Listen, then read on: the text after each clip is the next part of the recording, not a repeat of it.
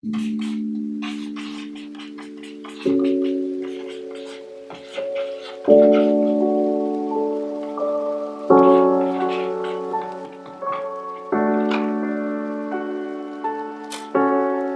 reason I'm making this video is because, one, because I posted on Instagram and 200 people said that make video on this one, and then I think about 90 people said make video on engineering management. I will still make video on engineering management, but since majority of people said to make video on, do not come to United States if. So I thought I should make this video, and the content of this video I want to make is one. I think a lot of people see Instagram and Facebook posts and all social media filled with people who are in United States. They show all glamorous and fancy life. They came to United States, they went to places, they got car, they got great graduated, they're making big money. But behind all of that, they go through a lot of things. And nobody talks about the struggle and hard work. Nobody talks about what they faced. And that's why people are under this misunderstanding that coming to United States is life settling event. No, that's not true. And that's why I want to make this video, so that you should not come to United States for so and so reasons. I'm going to talk about this in many separate videos, but meaning I'm going to make this video over and over, like come to United States for so and so reason, and benefits of United States, disadvantage of United States. But this one is specifically about eye-opening things you will face when you come for your masters. And two things will happen. One is you will be super clear that you want to come to United States, you want to work hard, and you want to be in United States, that's your place. Or your mind will blow away and you will be completely confused, and because you must have not thought about things which I'm going to talk about. Let's start with the first reason you should not come to United States: if you cannot handle change in education system, in education style, assignments, plagiarism, etc. There's a lot of information. Let's go one after the other. First one is education system in India is very theoretical. It's full of theory. When you write papers and exams and assignments, you just write a lot of stuff and it's all theory. You learn a lot of theory. When you come to United States, everything is practical, everything is hands-on. Now I'm going to give you two examples of assignments. One is computer science, so that it's more technical, and one is project management. Let's say there are two classes, data structure and project management. Data structure, let me back up and give you an example of a semester. Each semester will be 5 months, 4 to 6 months, and 5 months basically 15 to 20 weeks, and in 15 to 20 weeks you will have 3 to 4 subjects, depending on how much you can do. So let's say you have 3 subjects in each semester, and when you take your 3 subjects, each subject will have 5 to 6 assignments every 3 to 4 weeks. Each assignment is going to be, for computer science, it's going to be coding assignments, and for management classes it will be more case studies and paper writing and things about it. I'll talk about it in a minute. So in data structure you will have about 5 to 6 assignments, and project management you will have case studies and different types of papers you will have to write. You probably have to do a whole project plan for a project which you will have to build, and maybe you will have to partner with some other students. So talking about data structure, you will have 5 coding assignments for one subject. Let's say if you have 3 subjects, you will have 15 coding assignments, and we are not used to that style. We are not used to that pattern where you have to write code. If you have not done coding in your bachelor's, or if you have just read about it, if you have just written about it, if you have just did theory, then it's going to be difficult. And if you cannot handle that, then you should not, then you should think about it.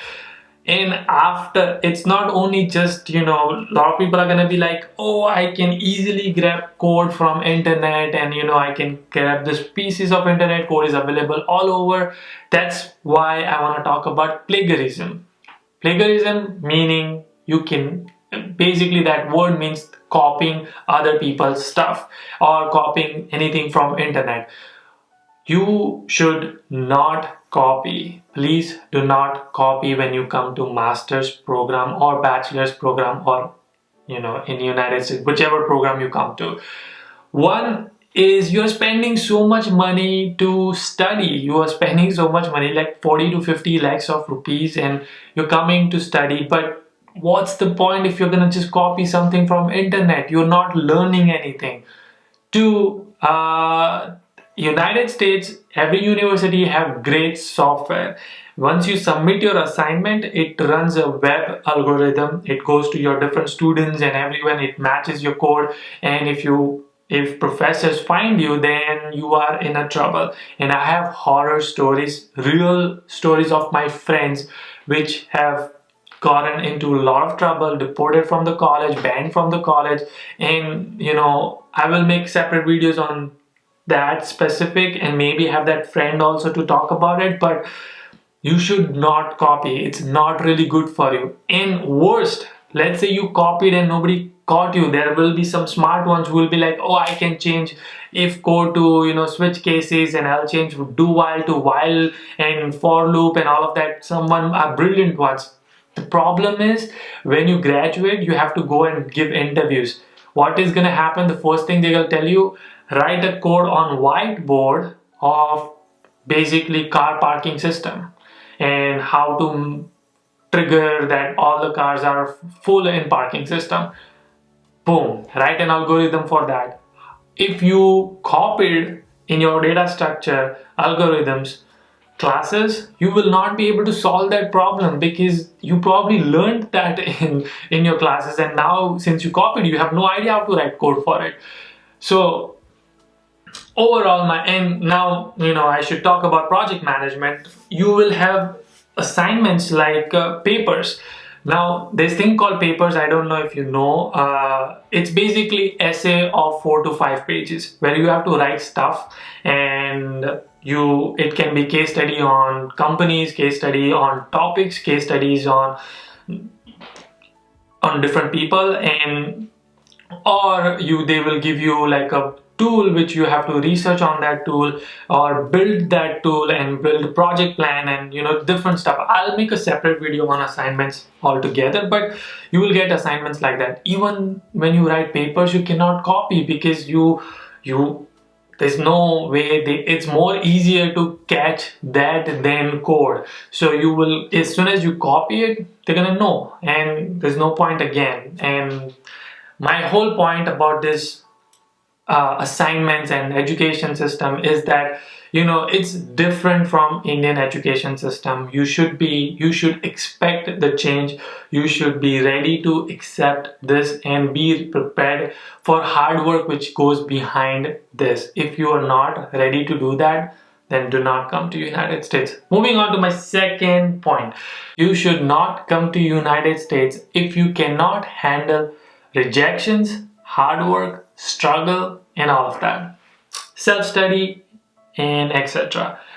I'm going to explain you in a detail.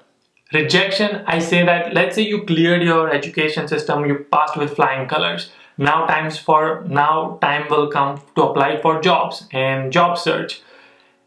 You will apply, I've said this in many videos, but you will apply to at least 500 companies, and if you are lucky, you will get 15 interview calls out of 500 companies, and if you're lucky, you'll probably get 1 or 2 job offers.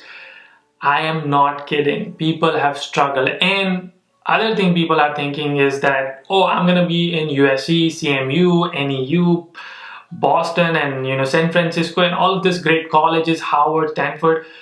Doesn't matter. I have friends in all these branded colleges, and they also struggled, and they also had to apply to 1,000 companies and still had just 1 job offer. So college ranking is totally a myth for me, but I'll talk about it in a separate video. I just want to tell you that you are, every morning when you wake up, once you graduate, you're gonna see emails which are saying rejection. Sorry, we don't sponsor your H-1B visa. Sorry, we cannot. We found another candidate. Sorry, there's better candidate we found for this position. You might want to try our careers page. You will just see these rejections every single day. People face that every single day. They cannot handle it. I'm telling you that will happen with you regardless of your situation. And that's why I made another video which says things to do for your job search.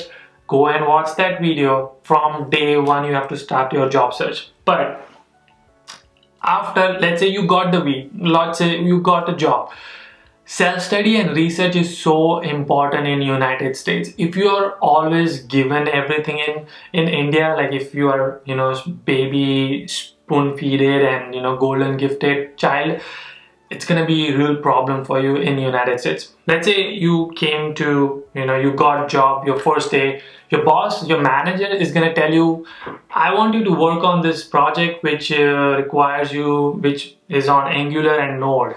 And you will be like, but I just learned Java and C++ in my master's program. I didn't learn that.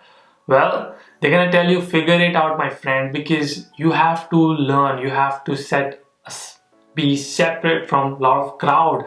You have to do self-study. You will have to figure it out. You have to research how to solve problems. So that's what I meant. Like, if you're not into researching, if you always, when you have questions, you just ask questions instead of going to Google and figuring out. There's this term called Google machine. And, when I have questions, or if people have questions, if someone comes and asks me, the first thing they say is, did you try Google machine, or did you try Googling? That they are saying that don't ask me questions if I can find that question on Google, because what is going to happen is you ask me question, I'm going to Google it, I'm going to research it for you and then give it to you. That's what research means. You have to do that, get into that habit of researching for yourself. And that's why I'm saying, this point, that if you're not used to in that environment where you have to do self-study and research and rejections, and job search is going to be pain. So all of this, if you're not ready to handle it, then maybe United States is not a good place for you. Now moving on to my third and final point. And this point is more for people who wants to stay in United States, who want to get a work experience in United States, who want to make it big and, in United States or later. And this is not for someone who just wants to come for study and want to go back to India or whatever country you're watching this video from. This is more for, people who want to be successful in general in United States. You should not come to United States if you do not have a backup plan. If you are coming with an expectations that everything is going to go well. I'm going to start this topic by saying that nothing is going to go as you planned. A lot of things will go, different ways which you didn't think about. What I mean by that is, let's say you graduated. Let's say you graduated with flying colors. You graduated, you got job. Everything worked fine. You succeeded in your job. You got promotions. Now time's for visa. You will have, if you are under STEM, I should actually start this video by saying that you should not come to United States if your course is not under STEM, because 1 year is way too less. Anyway, my point is that let's say your course is under STEM, you graduate, you have 36 months to apply for H-1B visa. You will have 3 attempts for H-1B visa. You will apply for the first attempt, you did not get picked or did not get approved. Second attempt, did not get picked, did not get approved. Third, which is golden chance. And I have friends who have been into golden chance, and I know how stressful it was. Some of them got it, some of them didn't get it, some of them, just went to different country or went back to India. So that, let's say you didn't get it, what are you gonna do? You have to go back to your country. Do you have a backup plan?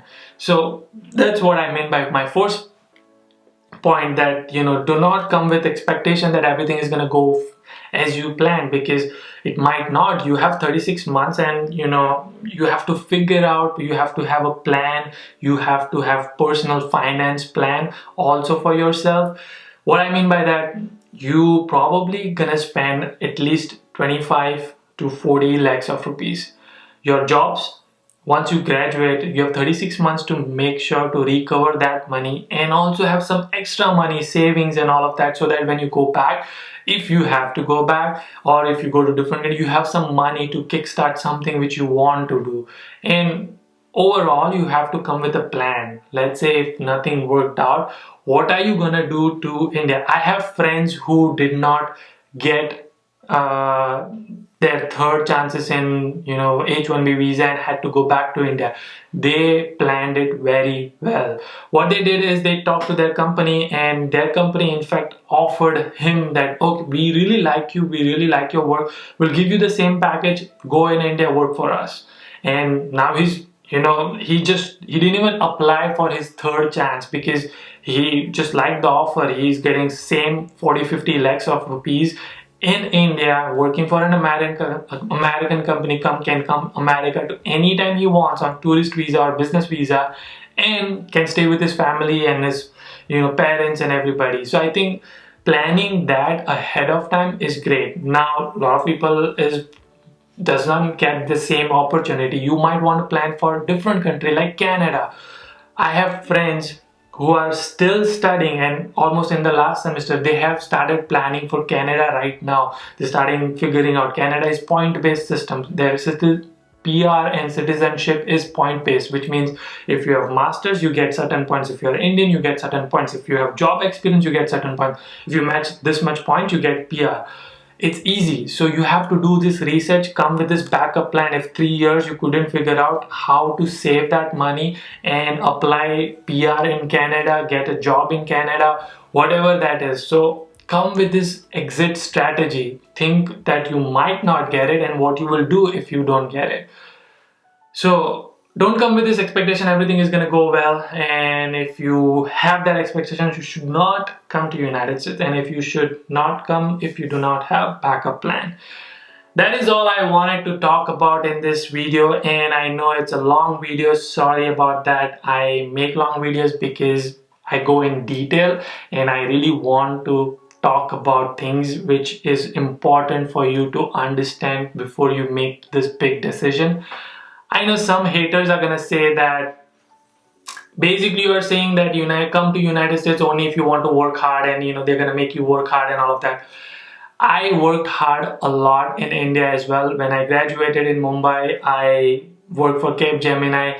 7:30 to 7:30 I used to wake up and go to my office. It took to take 2 hours, and then I used to work until 6 o'clock and then come home by 8:30. Spend about 14 hours just working. And when you come to United States, that will change. I go to work now at 7:30, come home by 4:30, and I'm free. I sleep at 10. I have so much time. I have 6 hours to do whatever I want to do. So it's not that United States asks you to work hard. Anywhere in the world, if you want to be successful, if you want to achieve something in your life, accomplish something in your life, you have to work hard. You have to hustle every single day. That is what I mean by that. Don't come to United States if you really cannot do these three things, and one is cannot figure out assignments and cannot adjust to new education system. 2, if you cannot handle rejections and cannot do self-study and research. 3, if you do not have backup plan and also think that everything is gonna go according to your plan. Now also there are some small reasons where people will say that, what about family, homesickness and missing your home food and all of that. Those are all logistic things which are also very important, and I understand that people miss that, but you will be able to survive all of that. Within 1-2 months you will get used to it. That's not something which you should not come to. That's logistic. That is something which you can totally handle. I know that you can. These are more important things which I think you should not avoid and think about it. Now some of you are probably like, I got this, I heard you, I think this is in me, I want to come to United States, great. If you got totally confused after watching this video, if you have questions, I'm here for you. Please Instagram me and let's talk on phone and or chat or whatever. I really want you to understand what is life over here, and what you will go through. So I don't want you to give up on your dream. Make sure don't take this video as a wrong and in a discouragement. I want you to understand what you have to be prepared for when you come to the United States, and be very excited and be motivated instead of get scared and not totally give up on your dream. Hopefully this helps you. I will see you in the next video. Until then, keep smiling, keep hustling.